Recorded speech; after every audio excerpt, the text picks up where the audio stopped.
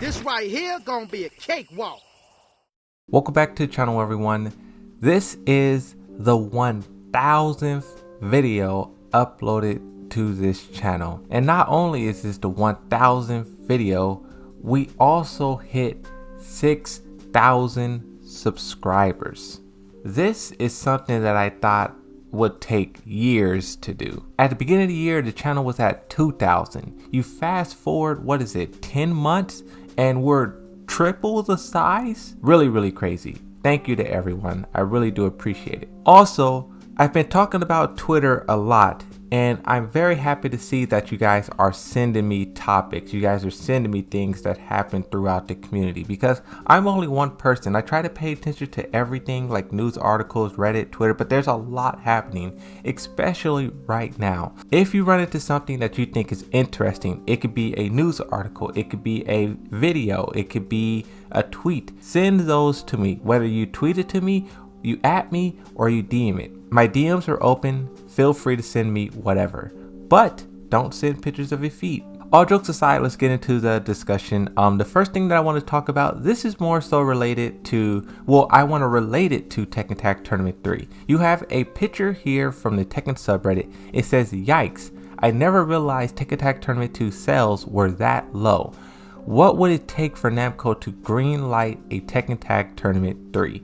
So you have every single Tekken game that's ever came out. You can see Tekken 7 is the most successful of all time, 9 million copies sold. I wouldn't be surprised if when they show the next Tekken 8 trailer, they also announce Tekken 7 has sold 10 million. So if you combine DR and Tekken 5, which a lot of people like to do, that would put it at 10 million.4. So if Tekken 7 truly want to be the undisputed champ, that's where it needs to beat Tekken 4, Tekken 1, and then Tekken Tag Tournament 2 at the very bottom, 1.5 million. The total is 53 million approximately.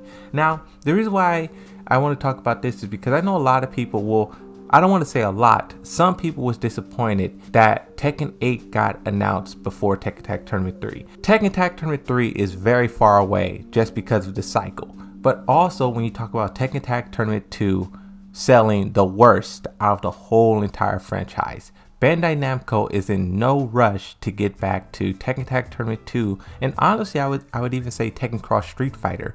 Street Fighter Cross Tekken, it did well, but it definitely wasn't a banger as you would assume collaborating Tekken and Street Fighter would be. The first thing that I want to talk about is Nobi Gaming. So right now there's been this whole thing with Waka Flocka, Lupe Fiasco. There's been some bickering back and forth on Twitter.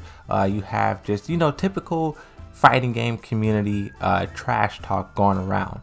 But one of the tweets that stands out the most is Nobi Gaming saying, "We have a big announcement coming soon," and then Shadow responds with the eye emojis. Waka Flocka was playing around with the idea of sponsoring Shadow. This would be really good for Waka Flocka and the Nobi branch, because this would really bring them into the Tekken community. But also, Shadow having a sponsor of this caliber, just Waka Flocka being a world-known rapper, that would help Tekken as well, right? This could get some headlines and more people interested. The next thing that I want to talk about is quite fascinating. The Steam page for Tekken 8 was just created, just published, and we can now see some information about the game. What I did just as a frame of reference was compared to the Street Fighter 6 page, because we know Street Fighter 6 is a little bit farther ahead in their marketing schedule, so I just want to see the differences, and I'm glad I did, because if you scroll down a little bit, you can see it says release date 2023. It also has a little paragraph here that I want to read. "Here comes Capcom's newest challenger. Street Fighter 6 launches worldwide in 2023. Scroll down a little bit more, you can see all the different languages, all the different subtitles. Pause and read this if you're really invested, but pay attention to the top. Store API release date. May be wrong. December 29, 2023. Now, it really is just like a placeholder. It's the same thing that they showed for Tekken 8, literally. Now, when we go over to Tekken 8 and we look at their Steam page, you can see app ID, app type, developer, Bandai Namco, publisher, franchise, supported Windows system. But right here, release date, coming soon. We've been talking a lot about when Tekken 8 possibly could release. We know that Street Fighter 6 got somewhat delayed, and I know people were saying how can a game get delayed before it even gets a release date, but the reason why I'm saying delayed is because it's very simple to understand. When I make these videos, I'm talking to thousands of people, and I have to use language that's very simple. Street Fighter 6 was delayed by a couple months, and you have to wonder if Tekken 8 will be pushed back as well. And considering that Street Fighter 6 said 2023 and Tekken 8 doesn't, I think this does kind of confirm that Tekken 8 will be releasing in 2024. All signs are pointing to that. A lot of people are okay with that. I've seen a lot of people saying, oh, well, that's good. They could take their time. They don't need to rush. They don't need to do this. And it was actually really pleasing to see. Next, I want to talk about a topic. I have two more topics that I want to talk about. The first one is about online, but this one is more specific to Claudio. Risky Luck says Claudio won both EU and NA IFC tournaments. And it's a screenshot of Shadow winning NA and Tetsu winning EU. The reason why this one is so fascinating to me because I'm just seeing more and more people start to talk about how powerful this character is. And I wonder, will the developers go after him? You guys know I'm a big advocate for Claudio being nerfed. Tournaments decide balancing. Whenever a character does well in tournaments, that means a nerf is coming soon after. Knee won Evo with Fang, now everyone hates Fang. Arsenal does well with Zafina, everyone hates her. You have Claudio winning 2 tournaments. The dominoes are falling, at least so it seems. This next topic was sent to me. Thank you for sending me this. This one is a little bit of controversy. Lakomi versus Dotorama. I'm just going to call him Rama for short. It says, yesterday I was participating in IFC where I was winning final game of winter finals of my pool. Instead, I was robbed by the admins who tossed a coin, ignored my complaints, and then banned and DQ'd from the tournament. I have a clip here so you guys can see exactly how this match ended, and then I'm going to read the follow-up tweets. He keeps trying to go for it, and it could be costing him a lot more than it's actually worth now.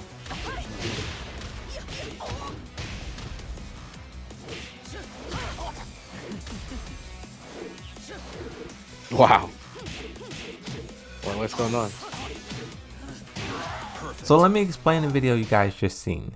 In that video, throughout the whole match, the Law player felt like they were experiencing lag. And they were experiencing so much lag to where they started to just give up and they started to just walk forward on the stick. At the end of the match, when everyone was trying to figure out what happened, the Rama, which is the Law player, started typing in the chat about how it was lagging and how it was unplayable and online sucks and yada yada yada yada. And then the Law player demanded to have a speed test. Even though the Zafina player won because, you know, the other person walked forward, they were like, okay, we can do a speed test. I want to show that it's no like crazy lag happening here. You're just being ridiculous. They submitted their speed test. A bunch of time passed by and the Law player just doesn't submit.